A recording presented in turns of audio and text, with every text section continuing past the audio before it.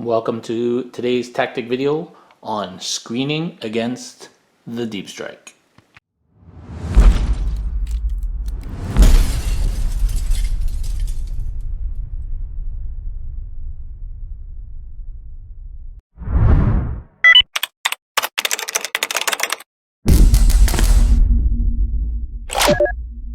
Welcome to CanHammer, everybody, your source for 40k from the Great White North. And welcome to this new series on tactics for Warhammer 40k 8th edition. This is going to be a series of videos on basic and advanced tactics to help you improve your game. And we're going to try and cover as many tactic ideas as possible. If you have a suggestion for a tactic that you'd like us to cover, please comment on the video down below and we'll try and cover it. And if I can't cover it for you, I'll find somebody who can. So without further ado, we're going to go through this first episode, which is a simple video on how to screen against the deep strike. Now, today we're going to be talking about deep striking ranged attack. We will cover a screening against melee in a future video. And we're just going to try and keep it simple. So for those who are newer to the game, when I say deep strike, of course that is no longer a term that applies in 8th edition, but that refers to the ability to just drop your models down from reserve. And every army has people who can do it, and the ability to do it is called something different in their rules, but in the old 7th edition vernacular that was known as deep striking. Now in 8th edition, of course, for almost every single unit that has the ability to do that, you have to end up more than 9 inches away from any enemy models. So that is key. So you have a 9-inch bubble around any of your models into which no enemies can land. And for almost everybody who can deep strike, that is also they're unable to move after they land. So that is key. In a future video, we'll go over things that fly and things that have the extra ability to move afterwards, but those are rare. Generally, if people are deep striking, they have to be more than 9 inches away from you, and they cannot move after that.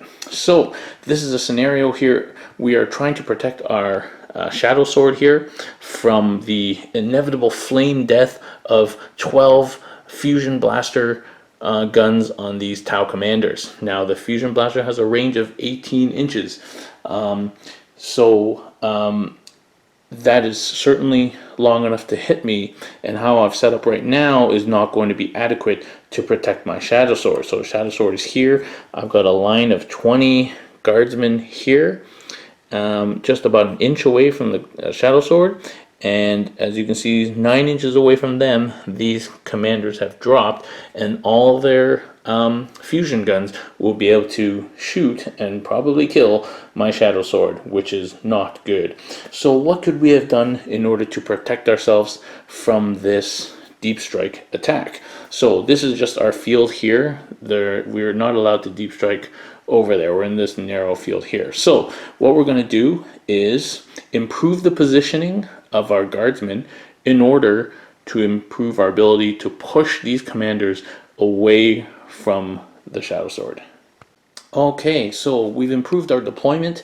We've deployed our line of guardsmen now 10 inches away from the shadow sword, and now the commanders have to drop 9 inches away from our guardsmen. So now they are in fact 19 inches away from the shadow sword, and so they are out of range. Now, some guardsmen are going to die a fiery death, but that's not what these guys were designed to do.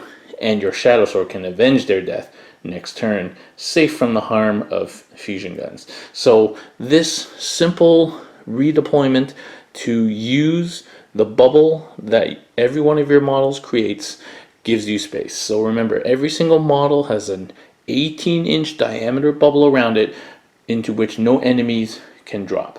So by moving forward, you've pushed these commanders further back. Here's the same situation, but I've cut my guardsman unit in half. Now there's only 10 guardsmen, but the effect is still the same. As long as your unit is within unit coherency of 2 inches between the models, the effect is the same on the Tau commanders. So you can screen even without a lot of models. And once again, now we're down to just 5 guardsmen, but the effect is the same. These still have to land there. They can't land here. There's less than 9 inches there or there. These 5 guardsmen have screened up a massive circle around which nobody can deep strike. So that is key. Now what's happened? So in our deployment, actually, before the commanders came in, we deployed some scouts very cleverly, because they're allowed to, way up in the middle of the field there, and now the commanders have to drop 9 inches away from them. They're way away from our safe shadow sword back here. So anything with the ability to infiltrate into the center of the board or anywhere on the field, so scouts, ratlings, nurglings, scout sentinels, lots of things can do this, are very powerful in pushing enemy deep strikers out of your zone or away from your models. Now, those scouts are 9 inches from these guys.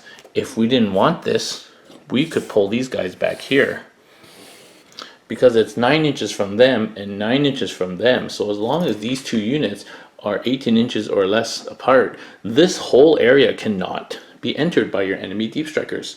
So you don't even have to push all your models in front of you. Remember, it's an 18-inch diameter around one model and an 18-inch diameter around another model. So if you put 2 models together, you've just made a 36-inch diameter line that they can't deep strike into. So this is an easy way, if you have the ability, to screen your models or use infiltrating units to push deep strike shooting back and hopefully out of range. Now, it's very important in Warhammer 8th edition right now to have the ability to do that.